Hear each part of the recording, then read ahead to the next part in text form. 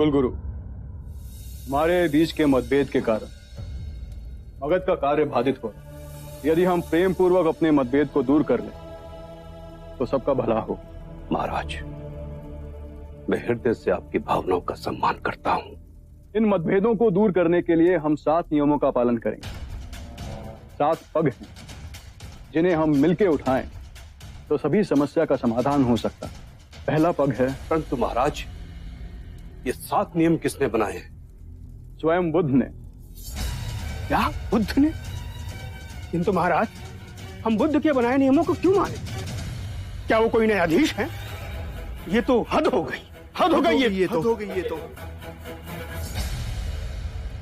महाराज, यदि हम बुद्ध के बनाए हुए नियमों का पालन करेंगे तो हम में और बुद्ध के अनुयायियों में क्या अंतर रहेगा? यही अंतर तो दूर करना।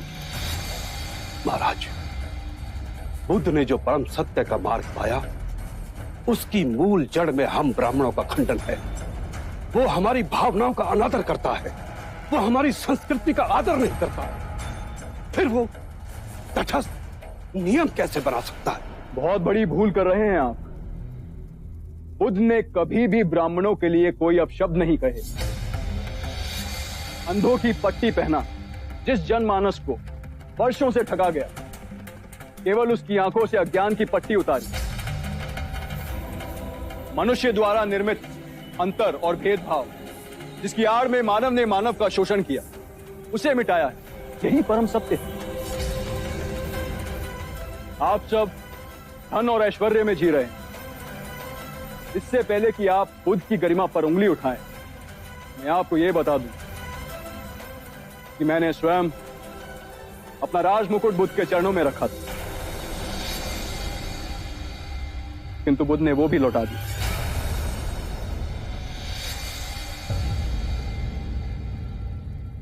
सत्ता की, बल की लालसा बुद्ध को छू नहीं सकती। वैसे ही जैसे दुर्गंध भरी वायु बुद्ध के समीप नहीं आ सकती। वो राजाओं के राजा हैं जो सब त्याग निर्धन बने।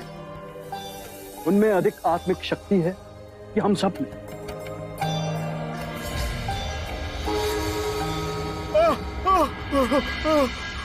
दुहाई हो महाराज, दुहाई हो। आपने हमें वचन दिया, हमारी रक्षा न की महाराज। व्यापार के लिए वीजी जाते हुए हमें लूटा गया, हमें मारा और जख्मी भी किया गया महाराज।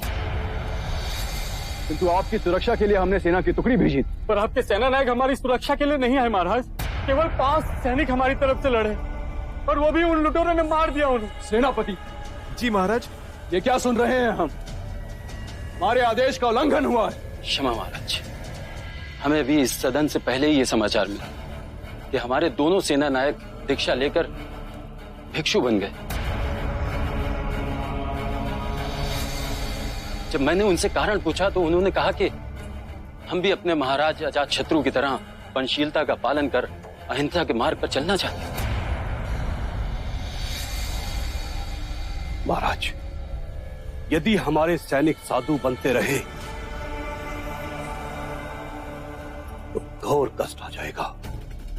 मेरा बुद्ध से व्यक्तिगत कोई विरोध नहीं है, बस यही कारण है। बुद्ध तो क्षत्रिय होकर ब्राह्मण बन गया। यदि क्षत्रिय ब्राह्मणों का आचरण करेगा तो सारी व्यवस्था तहस नहस हो जाएगी। सेना के सैनिकों को कैसे दीक्षा दे सकता है वो? भविष्य की तरफ देखिए। यदि ये मगध के सारे सैनिक भिक्षु बन जाएंगे तो मगध की रक्षा कौन करेगा?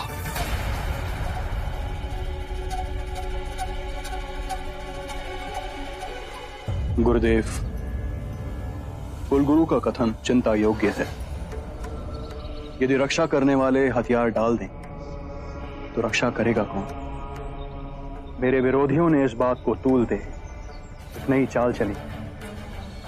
ये विवाद खड़ा हो गया है कि भिक्षु सैनिकों को बहला फुसला संघ में सम्मिलित कर रहे हैं। बुद्ध, मेरी चिंता का कारण और विषम है। यहां तो मैं शासन कर रहा हूं, किंतु दूसरे देशों के राजा इन निर्दोष भिक्षुओं को दंड न दें आपको शीघ्र ही इस समस्या का निवारण करना होगा बुद्ध। चिंतित ना हो अजातशत्रु। मैं ये नहीं चाहता कि मेरी कही अहिंसा की बातों की आड़ ले सैनिक अपना राजधर्म छोड़ दें, अपने देश, अपनी प्रजा, अपनी राजा के प्रति जो उनके कर्तव्य हैं उन्हें ना निभाएं। मैं आज ही अपने उपदेश में इस नियम को घोषित करूंगा कि कोई भी भिक्षु किसी भी सैनिक को दीक्षा ना दे। आनंद, सभी संघों में यह घोषणा पहुंचा दो।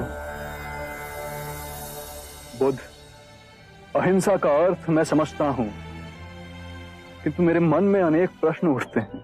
निसंकोच कहो अजातशत्रु।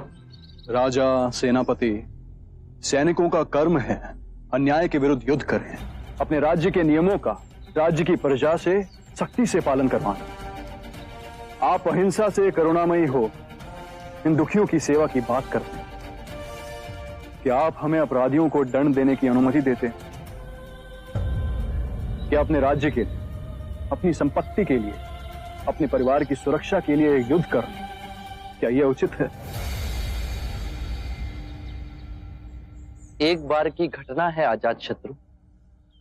एक गांव में एक विषैला सर्प था। न जाने वो कितने लोगों को काट मृत्यु के घाट उतार चुका था।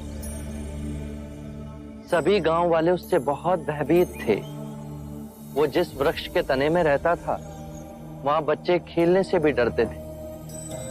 एक बार ऐसा हुआ, एक भिक्षु वहां से गुजरा और उस वृक्ष की छांव में विश्राम करने के लिए बैठा। सांप उसे काटने के लिए बाहर निकला तो भिक्षु को उद्विग्न ना होते हुए देख सर्प अचंभित हुआ। भिक्षु ने उसे उपदेश दिया कि तुम्हारे काटने से, तुम्हारे लोगों को क्षति पहुंचाने से उन्हें बहुत पीड़ा होती है, उनके प्राण भी चले जाते हैं। सर्प में वैराग्य जागा। उसने निश्चय किया कि वो किसी को क्षति नहीं पहुंचाएगा, किसी को नहीं काटेगा। और सर्प को अहिंसक देख गांव में लोग धीरे धीरे निर्भीक होने लगे। कोई उसे छेड़ता, बच्चे अकारण ही उसकी पूंछ पर अपना पैर रखते, लेकिन वो किसी को क्षति नहीं पहुंचाता था। बच्चे उस पर पत्थर फेंकते, किंतु फिर भी वो पलटकर वार नहीं करता था। भूख और पीड़ा से वो क्षीण हो गया था। रात्रि में कुछ कंकर पत्थर खा लेता और अगले दिन आक्रमण का सामना करता। वो सर्प इतना घायल हो गया था कि गांव वाले उसे रस्सी से अधिक नहीं समझते थे। और फिर उस मार्ग से पुनः वो भिक्षु गुजरा। जब उसने सर्प की ये दुर्दशा देखी तो वो बहुत दुखी हुआ।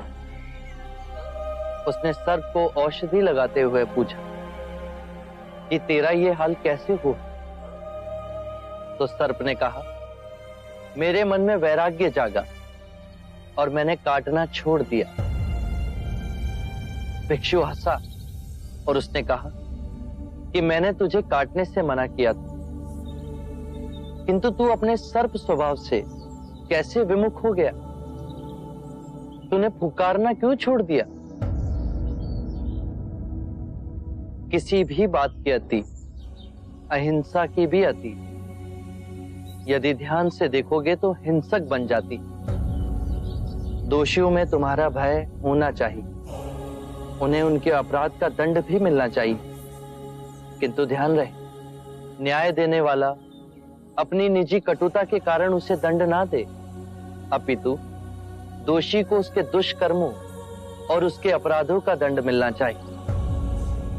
यदि क्रोध, लोभ, ईर्ष्या बीच में आए तो न्याय न होगा। बुराई को भलाई से जीतो। यदि बुराई भलाई पर हावी होने लगे तो मनुष्यता का नाश होगा। यदि बुराई को परास्त करने के लिए युद्ध भी करना पड़े तो वो भी करो, किंतु उस युद्ध के कारण तुम स्वयं ना बनो। यदि करना पड़े तो केवल निमित्त मात्र ही करो। बुद्ध, आपके इतने सुंदर और महिमामय वक्तव्य ने मेरे हृदय से सभी अंधकार को दूर कर एक नई ज्योत प्रज्वलित की है। धन्य हुए भाग्य मेरे जो आप मेरे जीवन में पधारे। आरंभ हो गई निर्वाण प्रथा, सुनो सुनो ये बुद्ध कथा। कितने भी धार्मिक ग्रंथ पढ़ लो, कितना ही उन्हें कंठस्थ कर लो, यदि वो तुम्हारे जीवन के कृत्य ना बने तो समझना कुछ भी नहीं किया।